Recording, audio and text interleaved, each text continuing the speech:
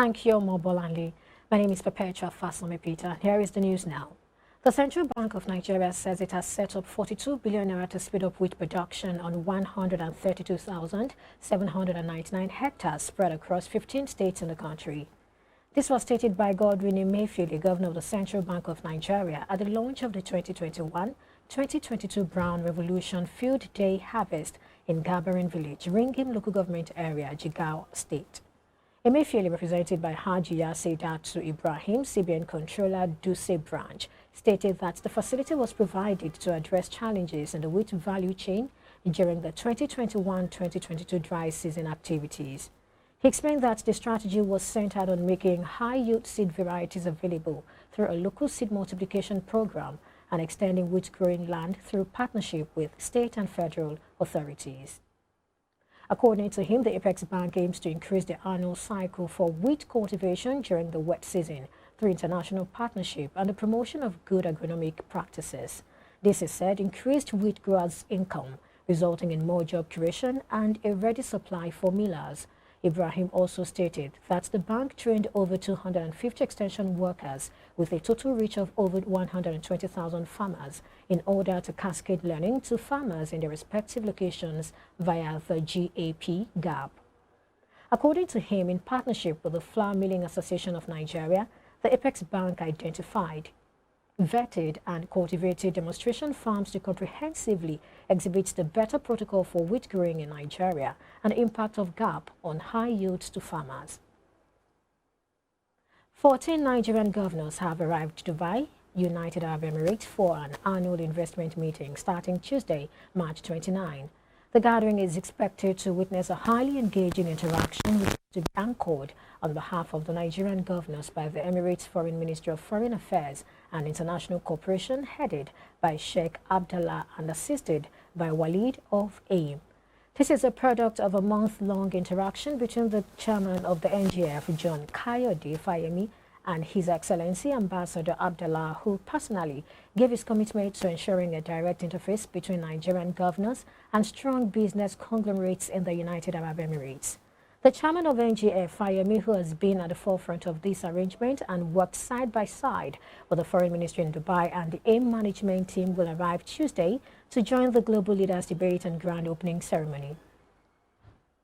The Minority Caucus in the House of Representatives has expressed shock over the attack of the Kaduna International Airport by terrorists on Saturday. The caucus said this horrific development is another frightening commentary on the apparent collapse of our national security and intelligence gathering coordination under the incompetent All Progressives Congress administration. End of quote. Terrorists numbering over 200 had on Saturday invaded the Kaduna International Airport located in Igabi local government area in Kaduna State, disrupting operation and killing one security personnel of the Nigerian Airspace Management Agency. The minority leader of the House, Ndudi Elumelu, in a statement issued on Sunday, expressed shock and demanded investigation. He said the opposition lawmakers are deeply concerned and alarmed by the manifest lack of capacity by the APC administration to secure the nation to the extent that a strategic international airport in the country could be invaded and taken over by terrorists. The Minority Caucus therefore called for an urgent, comprehensive investigation into the remote and immediate circumstances leading to the apparent compromise of security at the airport to pave way for the eventual invasion by the terrorists. The caucus urged the federal government to immediately beef up security in all the airports and other public convergence facilities in the country so as to forestall a reoccurrence of such terrifying attack. Residents fled from communities in the Munya local government area of Niger State after an attack by terrorists at the weekend. The attack came a week after Governor Sani Bello assured internally displaced persons, IDPs, that they were safe to return to their communities. At least 6 communities were reportedly affected by the attack that started on Saturday evening and continued up till Sunday evening. Meanwhile, the State Commissioner for Local Government, Chieftaincy Affairs and Internal Security, Emmanuel Omar, said he was already preparing a statement on the incident. 6 persons lost their lives on Sunday in a fatal crash at the Lekki-Ekpe Express, which involved a loaded tanker with PMS, a truck, and a motorcycle. Sector Commander FRSC Lagos Sector Command Corps Commander Olusegun Ogungbemide, who advised motorists plying all roads within and outside the state to be careful and drive safe, said the crash was as a result of recklessness on the part of two articulated vehicles trying to overtake each other in front of a Ganza factory on the Lekki-Epe Expressway. The sector commander pleaded with road users to be patient and disciplined to prevent avoidable crashes. He reiterated that the command's war on reckless articulated drivers and rickety vehicles will continue unabated until desired results is achieved. The Federal Road Safety Corps Lagos Sector Command charged motorists who ply the roads, especially the Lekki-Epe Expressway, to avoid wrongful overtaking and be safety conscious at all times. A federal high court, Abuja, on Monday declined to grant the bail application of suspended DCP Abba Kyari. Justice Emeka Nwite, in a ruling, held that the National Drug Law Enforcement Agency (NDLEA) had placed sufficient evidence before the court to refuse the bail request. Justice Nwite also rejected bail plea of Kyari's co-defendants. The NDLEA, in its counter affidavit, held that it was inappropriate to grant bail to the applicant because of the facts and circumstances of the case. The anti-narcotic agency described Kyari as a flight risk. It argued that if granted bail, the suspended DCP might jump bail. The agency, who said the applicant might interfere with the evidence if granted bail, urged the court to dismiss Kyari's bail plea.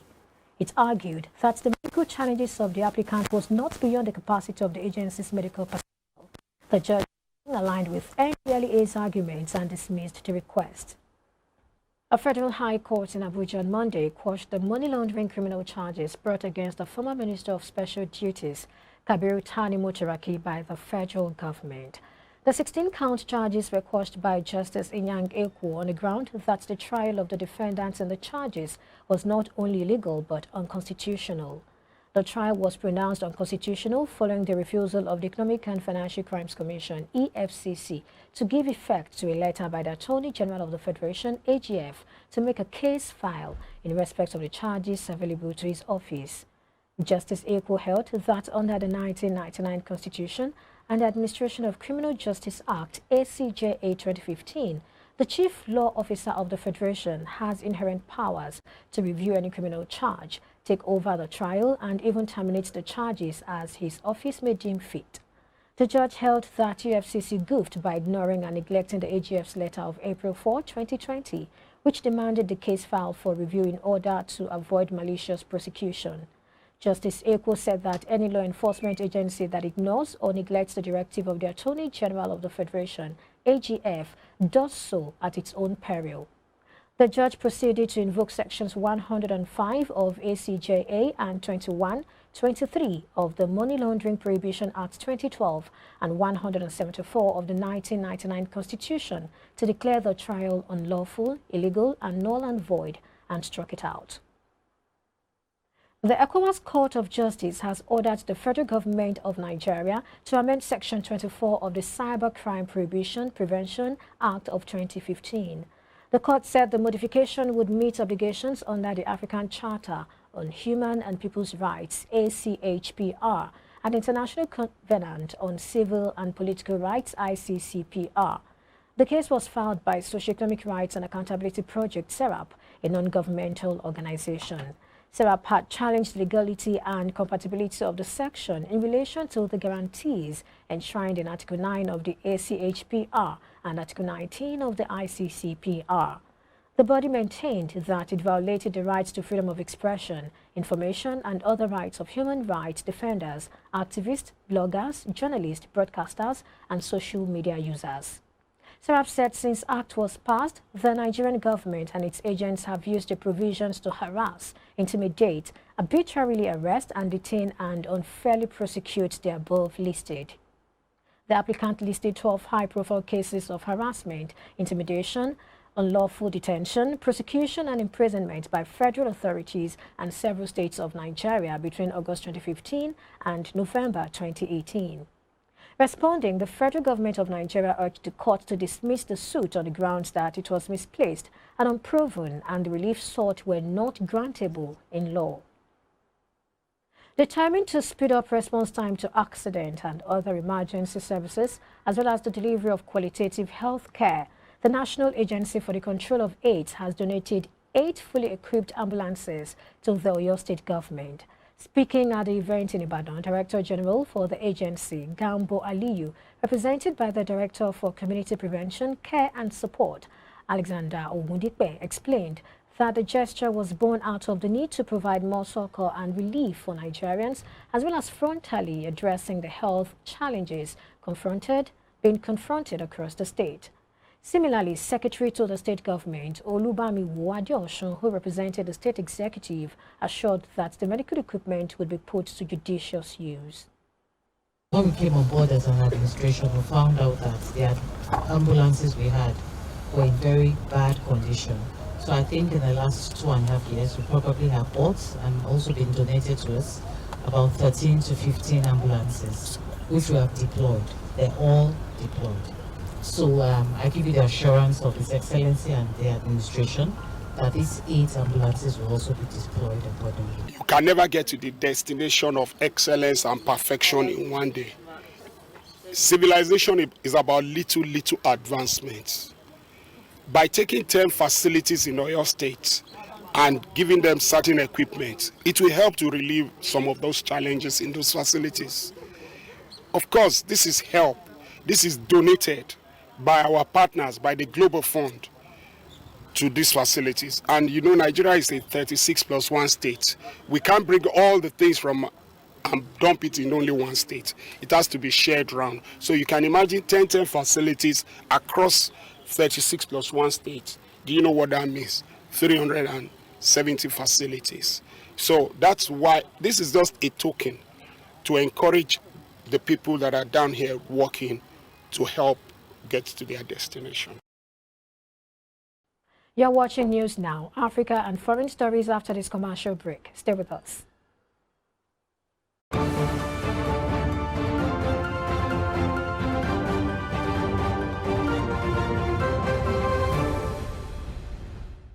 Mama, you're coming to Lagos.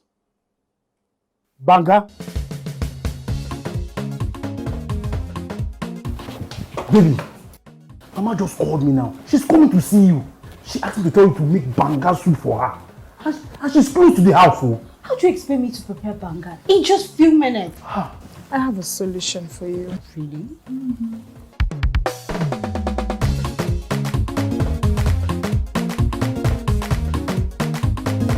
If you no sabi cook the banga, you no go enter my family.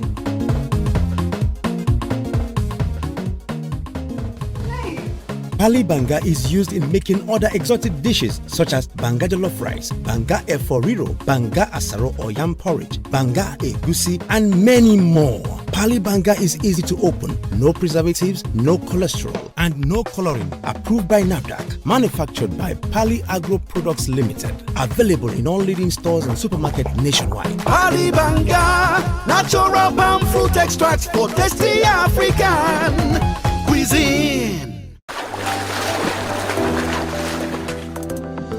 Powerful looks command respect, they say.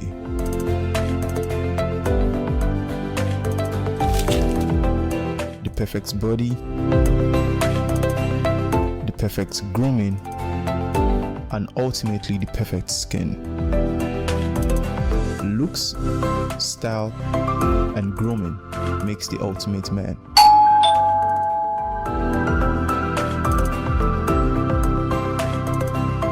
I've found a ridiculously easy way to make my skin always feel epic.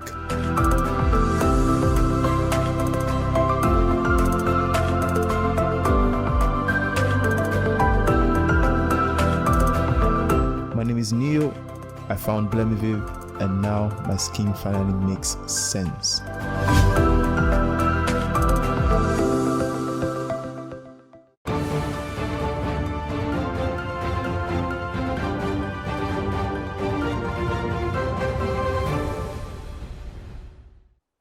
Welcome back. On the African scene with growing tension, South Sudan's Vice President Riek Machar says he has asked for help from East African countries gathered in the IGAD bloc and in particular from Sudan.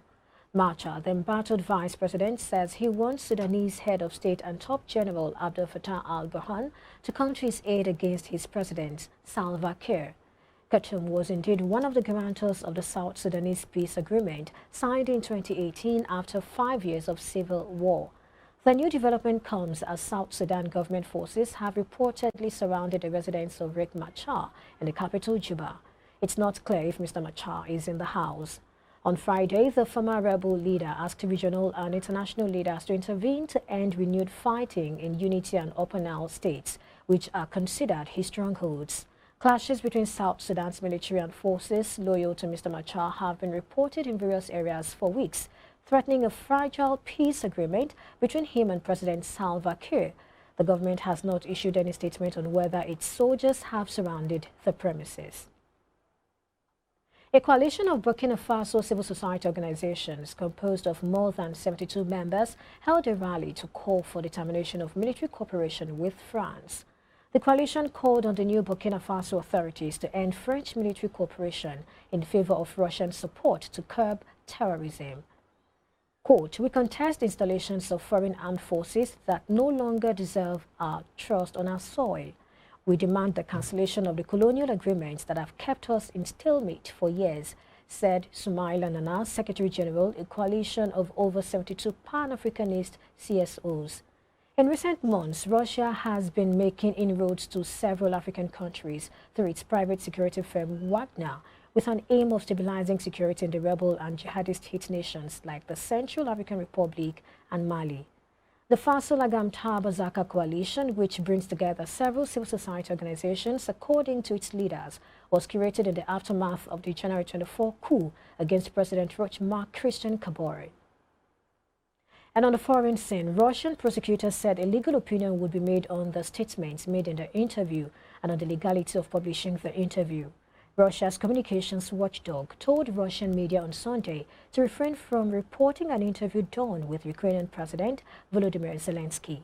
It said it had started a probe into the outlets which had interviewed the Ukrainian leader. In a short statement distributed by the watchdog on social media and posted on its website, it said a host of Russian outlets had done an interview with Zelensky. Russian prosecutors said a legal opinion would be made on the statements made in the interview and on the legality of publishing the interview. Ukrainian President Zelensky has spoken to several Russian publications since his country was invaded by Russia on February 24. With peace talks between Russia and Ukraine set to take place in Turkey this week, Ukrainian President Volodymyr Zelensky has insisted on the territorial integrity of his country after earlier suggesting he was ready for a compromise.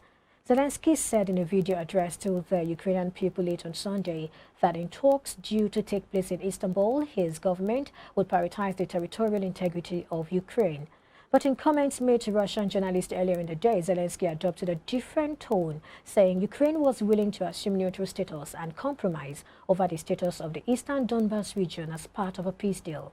In a video call that the Kremlin preemptively warned Russian media not to report, Zelensky said any agreement must be guaranteed by third parties and put to a referendum.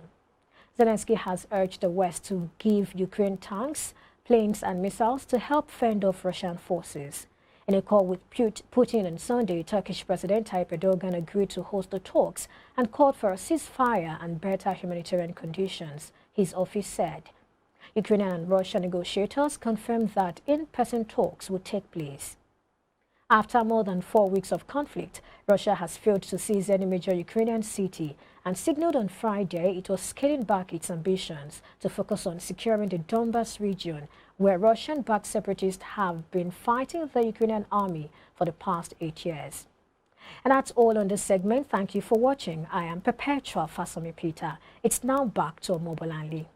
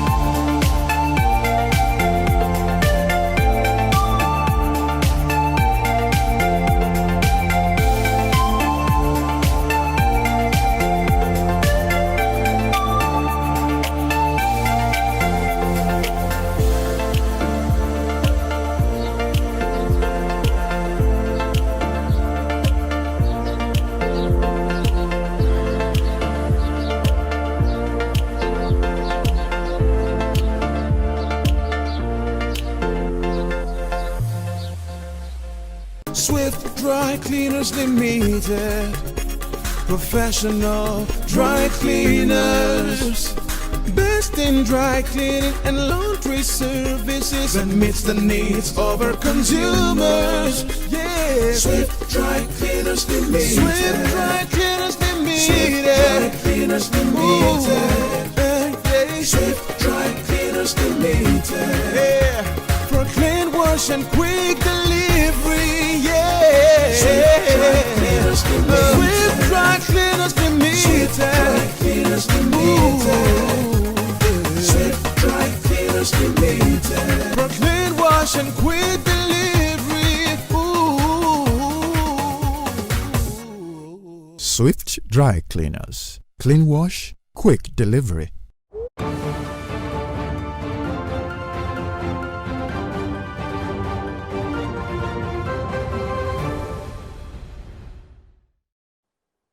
Thank you, Perpetua. Coming up next is sports business.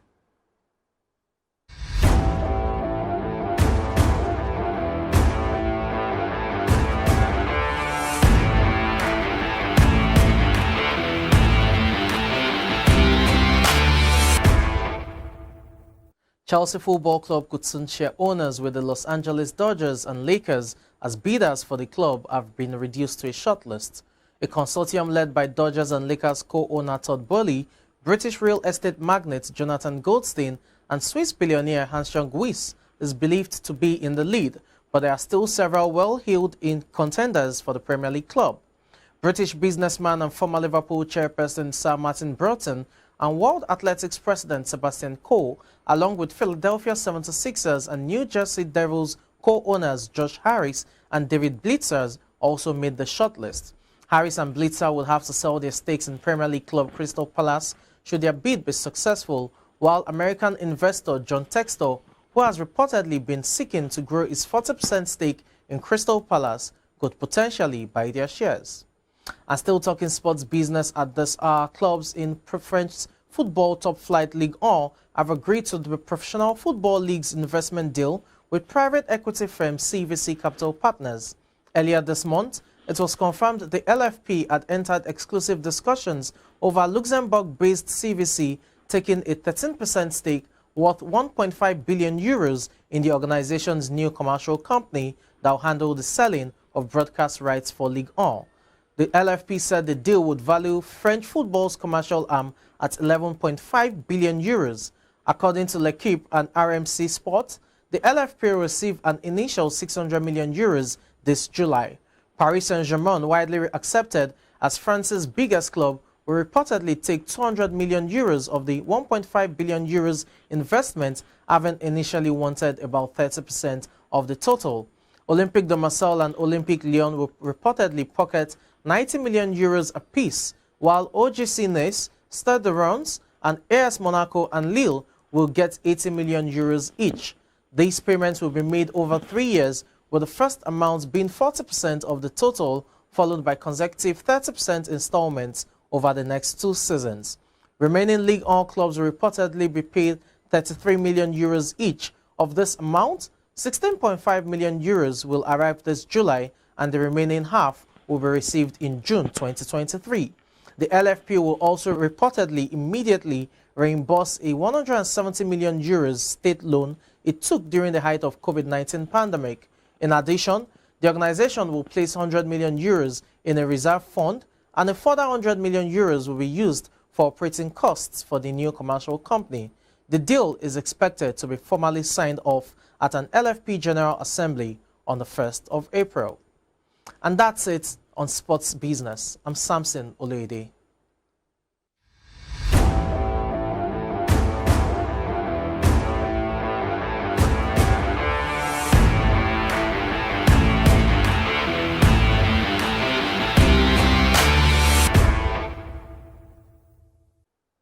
Thank you, Samson. And with that, it's a wrap on business now. Please remember to follow us on all our social media handles at iBrandTV, YouTube, Instagram, as well as Twitter. My name is Omobolanle Adeshui, and from all of us here, have a wonderful evening. Bye for now.